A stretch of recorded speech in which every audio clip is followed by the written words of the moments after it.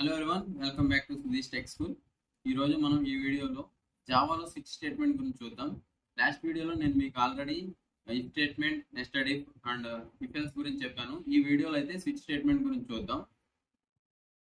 అసలు ఈ switch statement అంటే ఏంటి అంటే ఇక్కడ ఉంది కదా, the Java switch statement execute one statement from multiple conditions. ఇప్పుడు ఫర్ ఎగ్జాంపుల్ చాలా కండిషన్స్ ఉన్నాయి. ఆ చాలా కండిషన్స్ లో ఒక ఫిక్స్డ్ ఒక కండిషన్ ని సెలెక్ట్ చేసుకుని దాన్ని ఎగ్జిక్యూట్ చేసేది ఈ స్విచ్ స్టేట్మెంట్ అన్నమాట.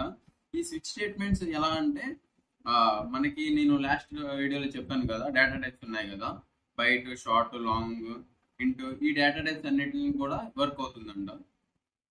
దీని యొక్క సింటెక్స్ చూద్దాం. దీని యొక్క సింటెక్స్ అంటే ఈ విధంగా ఉంటుంది, ఒకసారి చెక్ చేయండి.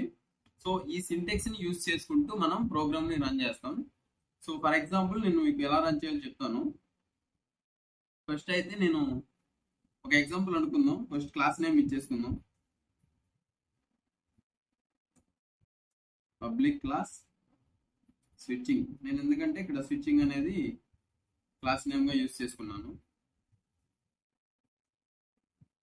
ఇప్పుడు ఇక్కడ ఫర్ ఎగ్జాంపుల్ దీనికి ఒక మంచి ఎగ్జాంపుల్ చెప్తాను. మనం ఇప్పుడు ఏటీఎంలోకి వెళ్ళి మనీ తీస్తాం కదా, ఏటీఎంలోకి వెళ్ళి మనీ విత్డ్రా చేసుకుంటాం కదా, దాన్ని ఒక ఎగ్జాంపుల్ గా చెప్పుకొని, ఒక మినీ ప్రాజెక్ట్ అని కాదు, జస్ట్ సింపుల్ ఎగ్జాంపుల్ అని చెప్తాను. సో ఇక్కడ ఫస్ట్ అంటే మనం ఎలా యూజ్ చేస్తామంటే,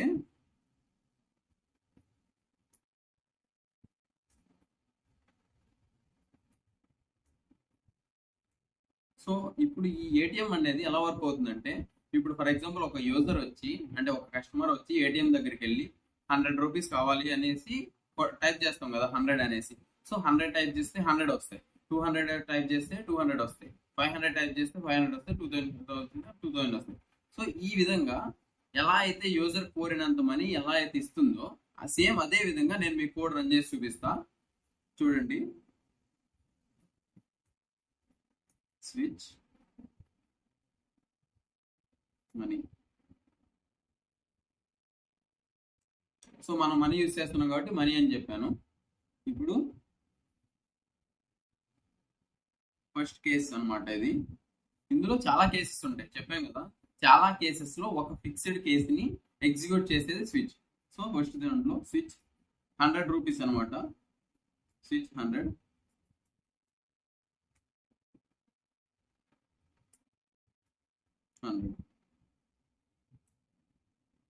అండ్ ఇప్పుడు బ్రేక్ అన్నమాట. ఈ బ్రేక్ ఎందుకు యూజ్ చేస్తామో కూడా చెప్తాను. సో ఈ బ్రేక్ ఎందుకు యూజ్ చేస్తామంటే, కంటిన్యూ అవ్వకుండా, ఇక్కడ నుంచి నెక్స్ట్ దానికి డైరెక్ట్ కంటిన్యూ అవ్వకుండా ఇక్కడతో బ్రేక్. సో ప్రోగ్రామ్ ఇక్కడతో ఎండ్ అయ్యి మళ్ళీ నెక్స్ట్ స్టెప్ లో మళ్ళీ స్టార్ట్ అవుతుంది అనమాట. సో అలా బ్రేక్ ని యూజ్ చేస్తాం.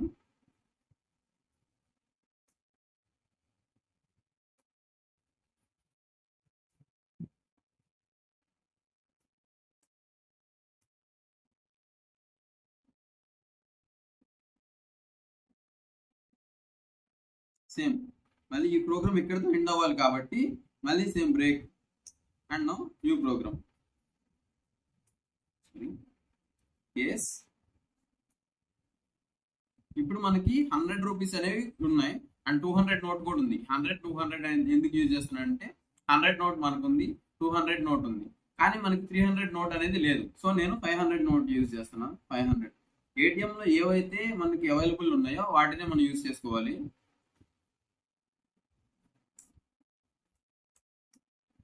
సో మళ్ళీ 500 అండ్ ఇంకొక నోట్ ఏముంది మనకి, 1000 నోట్.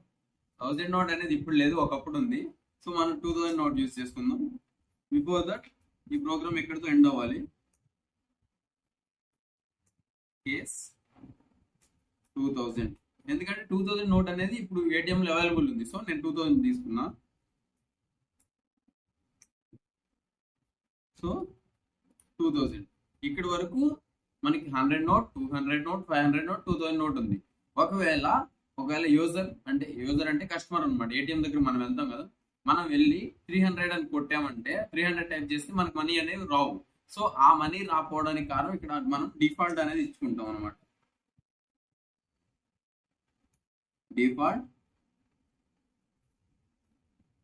డిఫాల్ట్ ఏం పెట్టుకుందాం, డిఫాల్ట్ వచ్చేసి ఎంటర్ ఇన్వాలిడ్ అమౌంట్ అని పెడదాం. యూ ఎంటర్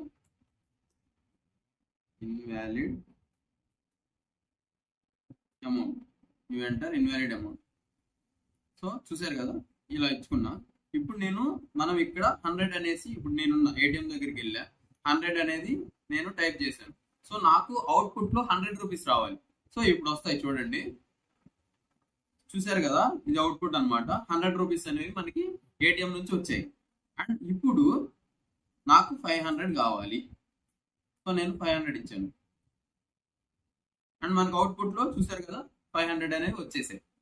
అండ్ ఇప్పుడు ఇంకేముంది, 2000. సరే 2000 ట్రై చేద్దాం. 2000 ట్రై చేస్తున్నా. సో మనకి అవుట్పుట్ లో 2000 రూపీస్ కూడా వచ్చేసాయి. ఇప్పుడు మనకి నోట్ అయితే ఏదైతే అవైలబుల్ లేదో, ఇప్పుడు మనకి 300 నోట్ అనేది కంప్లీట్ గా అవైలబుల్ లేదు. సో ఇప్పుడు నేను 300 అనేది చూపిస్తాను. సో ఏమొచ్చింది, you enter invalid amount. So ఏవైతే అవైలబుల్ ఉన్నావో అవి మాత్రమే వస్తున్నాయి. ఎప్పుడైతే మనం ఈ లాస్ట్ ఇచ్చేసామో డిఫాల్ట్, ఈ డిఫాల్ట్ వల్ల మనం ఇన్వాలిడ్ అమౌంట్ అనేది ఇస్తే మనకి అవుట్పుట్ ఇన్వాలిడ్ అనేది వస్తుంది. సో ఈ విధంగా మనకి స్విచ్ కేస్ అనేది యూజ్ అవుతుంది. ఈ స్విచ్ కేస్ చాలా వాటిలో యూజ్ అవుతుంది, మెయిన్ ఏటీఎం లో చాలా బాగా యూజ్ అవుతుంది.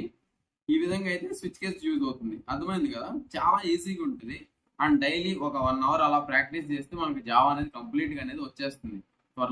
ఒక 30 days లో మీకు కంప్లీట్ జావా అనేది నేను నేర్పిస్తాను.